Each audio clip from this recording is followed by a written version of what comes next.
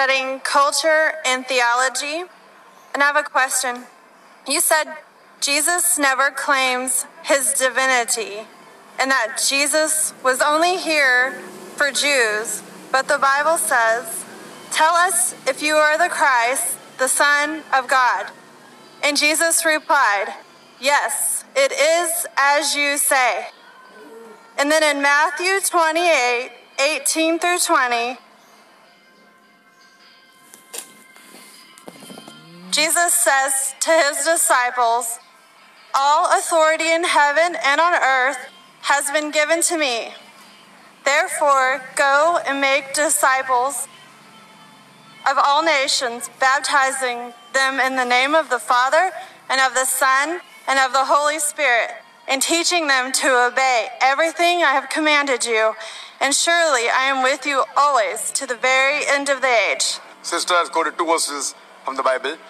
The first one, if I'm mistaken, you said that Jesus claimed that you are Son of God. Did you say that, sister? Yes, sir. Son of God.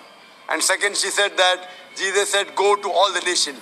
What she's quoting is the ending last portion of the Gospel of Matthew. If you go earlier, sister, it's mentioned in the Gospel of Matthew, chapter number 15, verse number 24. He says to the apostles that I have been sent not but to the lost sheep of the house of Israel. What you quoted, according to the scholars of the Bible, what they say, that is an interpolation. But whether it is or not, I don't argue. But then there's a contradiction in the Bible. The Bible clearly mentions in the Gospel of Matthew, chapter number 10, verse number 5 and 6. Jesus Christ, peace be upon him, says to the apostles, "Go ye not into the way of the Gentiles, go ye not into the way of the non-Jews, the Hindus, the Muslims, but rather go to the lost sheep of the house of Israel." As far as the first question is concerned, that Jesus Christ, peace be upon him, said that I am the Son of God. Sister, do you know, in the Bible, God has got sons by the tons. Adam was the son of God. Ephraim was son of God. Israel was son of God. All those they are led by the Spirit of God, they are sons of God. So if you are a righteous person, you are a son of God. If I am a righteous person, I am a son of God. That is the language of the Bible. As far as calling son of God to a righteous person, I do agree that since prophet Jesus was the messenger of God, he should be called the Son of God. But what do the Christian missionaries say? No, no, no, no. He is not a normal son. He is the begotten son. And they quote the Bible, Gospel of John, chapter number 3, verse number 16. "For God so loved the world that he gave his only begotten son. Whosoever believes in him shall not perish but have everlasting life." So what we have to realize, that this verse of the Bible, begotten son, according to the 32 scholars of the highest eminence of 50 corporate denominations, if you read the RSV, Revised Standard Version, they say this word begotten is an interpolation, is a concoction, is a fabrication, and the thrown out of the Bible. So Jesus is not the begotten son, because begotten means it belongs to an action of animals of lower level. So he is verily. Melihat video dari Bapak Zakir Naik ini, saya menjadi bertanya-tanya, apakah betul bahwa Bapak Zakir Naik ini mengetahui seluruh dari isi Alkitab? Apakah betul bahwa Bapak Zakir Naik ini adalah seorang debater besar yang berpengaruh, yang katanya mengetahui seluruh dari isi Alkitab? Karena saya melihat bahwa Bapak Zakir Naik ini, dia ada dalam forum-forum besar untuk membicarakan tentang ketuhanan Yesus. Tetapi yang menjadi pertanyaan saya di sini adalah ketika saya melihat video dari yang satu ini, nyatalah kepada saya bahwa enggak hebat-hebat amat dan enggak betul tentang semua opini atau paradigma orang yang memandang tentang Bapak Zakir Naik ini, karena dalil-dalil yang dia pakai untuk menentang bahwa Yesus adalah Tuhan adalah sama dengan dalil-dalil daripada ustadz-ustadz yang ada di Indonesia ini, dan juga sama dengan dalil-dalil semua orang Islam yang menolak ketuhanan Yesus. Mereka sepertinya disetting atau sepertinya diarahkan untuk mengambil atau mencomot ayat-ayat yang dirasa menunjang opini mereka bahwa Yesus bukanlah Tuhan. Pak Zakir Naik mengatakan bahwa bukan cuma Yesus yang disematkan menjadi atau disematkan dengan nama anak Allah. Dia mengatakan bahwa anak Allah itu juga termasuk kepada orang-orang lain, yaitu contohnya rasul atau nabi atau orang lain.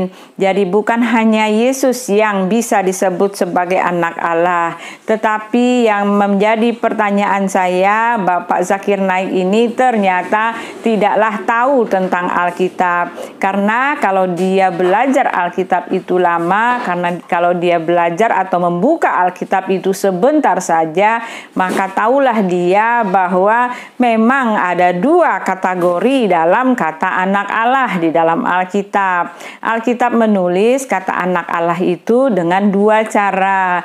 Yang pertama ditulis dengan kata huruf kecil anak, huruf A kecil anak Allah. Lalu yang kedua, anak Allah huruf besar, huruf A besar. Dan kata anak Allah huruf A kecil itu artinya adalah orang-orang yang percaya kepada Yahweh Elohim, yang kami sebut Allah itu. Orang-orang yang menyembah Yahweh Elohim dan mengimani Yahweh Elohim itu adalah Tuhan. Oleh sebab itu, saya sendiri juga bisa disebut sebagai anak Allah karena saya adalah umat Allah, umat Yahweh Elohim, dan saya percaya kepada Yahweh Elohim. Lalu kategori yang kedua adalah anak Allah yang ditulis dalam huruf besar, yang artinya atau yang merujuk kepada Yesus. Dan kata anak Allah yang merujuk kepada Yesus ini diketahui oleh orang-orang Yahudi adalah sama dengan Allah. Orang-orang Yahudi tidak menganggap Yesus mengaku bahwa dirinya adalah anak Allah dalam kategori yang pertama. Orang-orang Yahudi itu, Pak, tahu bahwa Yesus mengaku bahwa dia adalah anak Allah dalam kategori yang kedua. Anak Allah yang ditulis oleh Rasul Yohanes adalah anak tunggal Bapa, yaitu Allah sendiri atau Firman yang sudah menjadi manusia. Firman itu telah menjadi manusia dan diam di antara kita, dan kita telah melihat kemuliaannya, yaitu kemuliaan sebagai anak tunggal Bapa, penuh kasih karunia dan kebenaran. Jadi kata anak Allah buat Yesus berasal dari kata anak tunggal Bapa, yang artinya Tuhan yang menjadi manusia, menjadi seorang anak. Itu sesuai dengan nubuat-nubuat para nabi sebelumnya. Nabi sebelumnya ratusan tahun sebelumnya mengatakan bahwa Yahweh Elohim itu sendiri akan datang ke dunia menjadi seorang anak. Di dalam Yesaya 63 ayat 9 jelas dikatakan, Pak, bahwa Yahweh Elohim itu tidak akan mengirim duta, tidak akan mengirim utusan. Dia tidak mengirim yang lain, tetapi dia sendirilah yang menyelamatkan umatnya. Dia sendirilah yang menebus umatnya. Dan Nabi Yesaya menuliskan bahwa Yahweh yang datang menjadi penyelamat dan penebus umatnya itu, dia akan datang dalam tunas Daud, akan lahir dari tunas Daud, keturunan Israel, dan dia adalah akan menjadi seorang anak yang disebut Allah yang perkasa, Bapa yang kekal, Raja damai. Di dalam Yesaya 9 ayat 5. Itu loh Pak artinya. Jadi orang-orang Yahudi itu tahu bahwa Yesus mengaku sebagai anak Allah bukan dalam kategori yang pertama, bukan berarti umat Allah, karena Yesus bukan saja mengaku sebagai anak Allah, tetapi Yesus mempertontonkan dirinya sebagai Tuhan. Karena anak Allah buat paradigma orang Yahudi itu adalah Allah yang menjadi manusia, dan Yesus mempertontonkan ketuhanannya di depan orang-orang Yahudi itu.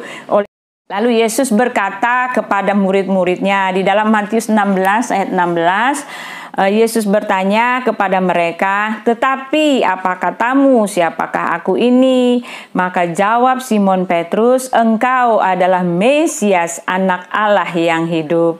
Kata Yesus kepadanya, "Berbahagialah engkau Simon bin Yunus, sebab bukan manusia yang mengatakannya kepadamu, melainkan Bapa-Ku yang di sorga."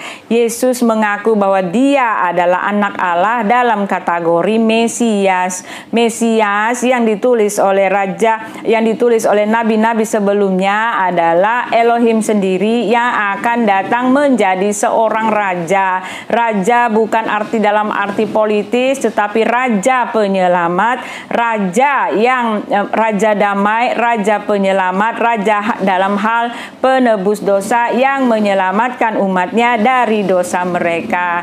Itu yang dimaksud dengan Mesias. Anak Allah buat Yesus artinya Allah yang menjadi manusia, Mesias yang adalah Kristus. Kristus yang artinya Tuhan, Tuhan yang terlihat jasmani, Tuhan yang ada di dalam diri seorang anak. Itu loh Pak. Yesus bahkan dihukum mati karena dia mengaku sebagai anak Allah. Itulah sebabnya Yesus dihukum mati karena dia mengaku sebagai anak Allah. Dan orang-orang Yahudi itu tahu apa artinya anak Allah buat Yesus itu. Mereka menganggap bahwa Yesus sudah menista Allah karena sudah mengaku sebagai Tuhan, karena sudah mengaku sebagai anak Allah, sama dengan Allah, jelmaan Allah. Karena Yesus dianggap tidak layak mengaku seperti itu. Oleh sebab itu, itulah alasannya kenapa Yesus disalib. Dan yang kedua, Bapak Zakir Naik mengatakan bahwa Yesus mengaku bahwa dia hanya diutus untuk orang-orang Israel. Ini lagi-lagi menunjukkan kepada saya bahwa Bapak Zakir Naik, sekelas Bapak Zakir Naik yang sudah ada di forum-forum besar itu hanyalah bicara tentang kekosongan belaka. Pak Zakir Naik tidak tahu bahwa Yesus memang diutus untuk bangsa Israel. Dia ada bersama-sama bangsa Israel untuk menyatakan karya keselamatannya. Yesus datang kepada bangsa Israel dan mengatakan dia diutus untuk bangsa Israel untuk bekerja sama dalam pelaksanaan karya penyelamatannya itu.